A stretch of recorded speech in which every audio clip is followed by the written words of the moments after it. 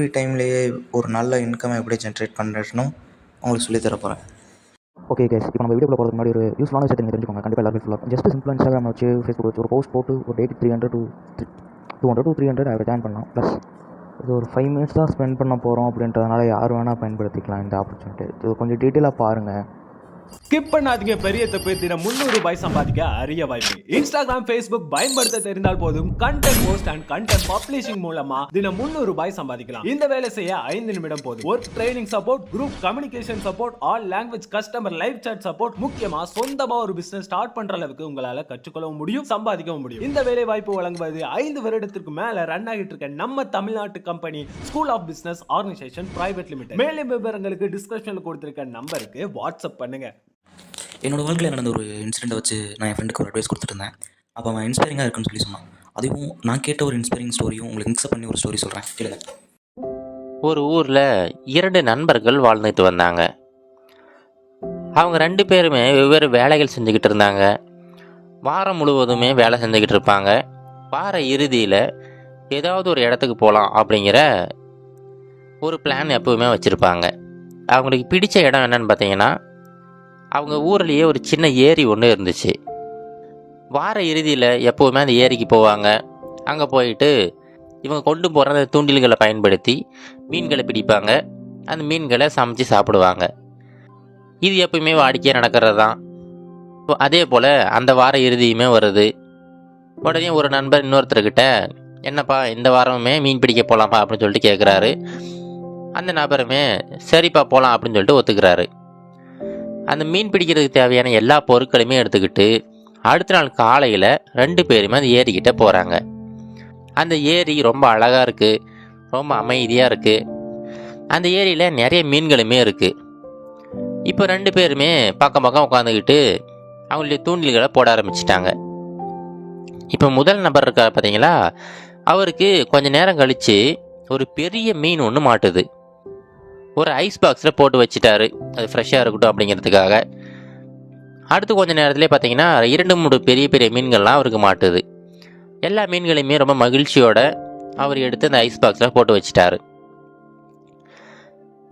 இப்போது 2வது நபர்கிட்ட, என்னப்பா என்னாச்சு, நீ ரொம்ப நேரமாக தூண்டில் போட்டுக்கிட்டு இருக்க, ஒரு மீன் கூட சிக்கலை போலியே அப்படின்னு சொல்லிட்டு பரிதாபமாக விசாரிச்சுக்கிட்டு இருக்காரு. அதுக்கு 2வது நபர் வந்து, கொஞ்சம் பொறுமையாக இருப்பா, உடனேவா மாட்டிடும் அப்படின்னு சொல்லிட்டு அவரை சமாதானப்படுத்திக்கிட்டு இருக்காரு. அடுத்த ஒரு சில நிமிடங்களில் பார்த்தீங்கன்னா, இந்த 2வது நபரோட தூண்டில்ல இதுக்கு முன்னாடி இந்த முதல் நபர் பிடிச்சாரு பார்த்தீங்களா, அந்த மீனை விட ரொம்ப பெரிய ரொம்ப அழகான ஒரு மீன் வந்து மாட்டுது. அந்த மீனை இந்த 2வது நபர் எடுக்கிறாரு. எடுத்துட்டு மறுபடியும் ஏரிக்குள்ளேயே போட்டுறாரு. இந்த விஷயம் இந்த முதல் நபருக்கு ஒன்றும் புரியலை. என்னாச்சு இவருக்கு, நல்ல பெரிய மீன் தானே, எதனால் விட்டாருன்னு தெரியலையே, சரி ஏதாவது காரணம் இருக்கும், நம்ம அப்புறமா கேட்டுக்கலாம் அப்படின்னு சொல்லிட்டு அவருமே அவருடைய வேலையை பார்த்துக்கிட்டு இருக்காரு. அடுத்த ஒரு சில நிமிடங்களில் பார்த்தீங்கன்னா, அந்த 2வது நபருக்கு தொடர்ந்து பெரிய பெரிய மீன்களாக கிடச்சிக்கிட்டே இருக்குது. ஆனால் அவர் ஒரு மீனை கூட எடுத்து அந்த பாக்ஸில் போட்டு வைக்கவே இல்லை. எல்லா மீன்களையுமே திரும்ப திரும்ப தண்ணிக்குள்ளேயே போட்டுக்கிட்டு இருக்காரு. இதை பார்த்துட்டு இந்த முதல் நபர் கேட்குறாரு, ஏன்ப்பா அப்படி பண்ணுற, நாம் இந்த மீன்களெல்லாம் பிடிச்சி நம்ம ஃப்ரெஷ்ஷாக சமைச்சு சாப்பிட்லாம், நம்மளுடைய வார இறுதியை ரொம்ப மகிழ்ச்சியாக கழிக்கலாம் அப்படிங்கிறதுக்காக தான் அங்கே வந்தோம். ஆனால் நீ என்னடானா கிடைக்கிற எல்லா மீன்களையுமே எடுத்து எடுத்து திரும்ப போட்டுக்கிட்டே இருக்க. அதுவும் அந்த மீன்கள்லாம் பெரிய பெரிய ரொம்ப அழகான மீன்களாக இருக்குது, எதனாலப்பா தூக்கி போட்டுக்கிட்டு இருக்க, என்ன காரணம் அப்படின்னு சொல்லிட்டு முதல் நபர் 2வது நபர்கிட்ட கேட்குறாரு. அதுக்கு அந்த 2வது நபர் என்ன சொல்கிறாருன்னா, அது ஒன்றும் இல்லைப்பா, இப்போது நாம் கொண்டு வந்திருக்கிற அந்த பாத்திரம் இருக்குது பார்த்தியா, அந்த பாத்திரம் ரொம்ப சின்னதாக இருக்குது. நாம் ஒரு தோசை சட்டி மாதிரி கொண்டு வந்திருக்கோம்ல, அதில் தான் நம்ம எப்படி மீனெல்லாம் போட்டு வறுத்துக்கிட்டு இருப்போம். நான் பிடித்த எல்லா மீனுமே அந்த தோசை சட்டியை விட ரொம்ப பெருசாக இருக்குது. அதனால் அந்த மீன்களை நம்மளால் சரியாக அந்த தோசை சட்டியில் போட்டு வறுக்க முடியாது. அப்புறம் எப்படி நம்ம சாப்பிட முடியும்? அதனால தான் நான் மறுபடியும் அந்த பெரிய மீன்கள்லாம் தூக்கி போட்டுட்டு நம்மக்கிட்ட இருக்கிற அந்த பாத்திரத்துக்கு தகுந்தாப்பில் ஏதாவது மீன் மாட்டுமா அப்படின்னு சொல்லிட்டு முயற்சி பண்ணிக்கிட்டு இருக்கேன் அப்படின்னு சொல்கிறாரு. இதை கேட்ட உடனே முதல் நபருக்கு ரொம்ப கோபம் வந்துடுச்சு. ஏன்பா, ஏன் என்னாச்சு, நீ இப்படி பண்ணுன்னு நான் எதிர்பார்க்கல. இப்போது ஒரு பெரிய மீன் சிக்கிச்சுன்னா அந்த மீனை அப்படியேவா எடுத்து நீ அதை பாத்திரத்தில் போட்டு சமைக்க போகிற? அந்த மீனை நீ கட் பண்ணி சின்ன சின்ன பீஸாக மாற்றிக்கலாமே.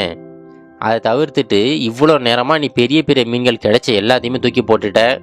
இப்போது கிட்டத்தட்ட சாயங்கால நேரமே ஆயிடுச்சு. இப்போ நம்ம கிளம்பி போக வேண்டியதுதான்.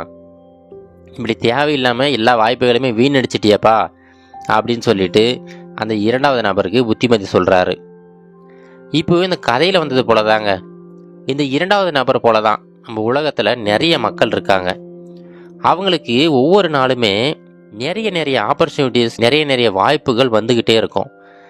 ஆனால் அந்த வாய்ப்புகள் எல்லாத்தையுமே ஏதாவது ஒரு சின்ன காரணம், ஏதாவது ஒரு சின்ன காரணங்களை சொல்லி அந்த வாய்ப்புகளை தவற விட்டுக்கிட்டே இருப்பாங்க.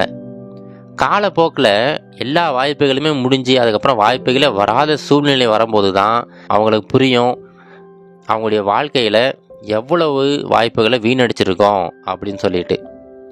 அதனால் இதை மட்டும் எப்போவுமே உங்கள் மனசில் வச்சுக்கோங்க. எல்லா தருணங்களையுமே ஒரு வாய்ப்புகளாக நினைக்க ஆரம்பிங்க.